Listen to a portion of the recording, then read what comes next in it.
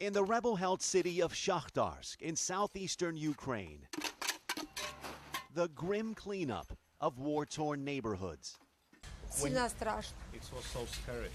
And the grief of victims who feel betrayed by the Western-backed government in Kiev. Как можно народ бомбить? How can you bomb your own people?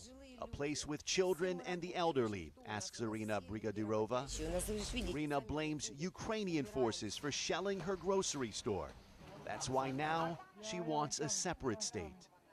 Много солдат. Rebel commander Andrei Kozer wants a separate state too. В составе Украины однозначно нет.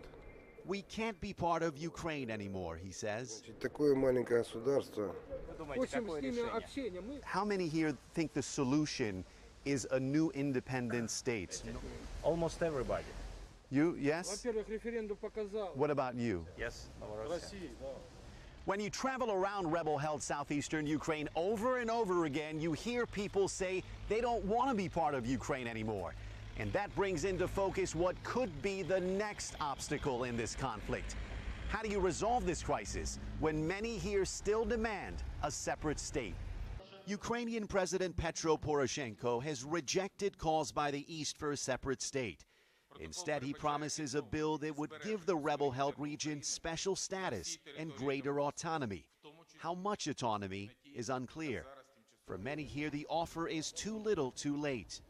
Pro-Russian Ukrainians say Kiev crossed the line when Ukrainian forces targeted civilian areas without any apparent regard for civilian lives. This is what people here are furious about, shelling that hit just steps away from residential buildings. People here say the Ukrainian army did this. This one missed.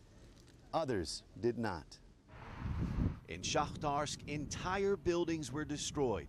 Civilians were killed, many injured and displaced. It's not clear how many.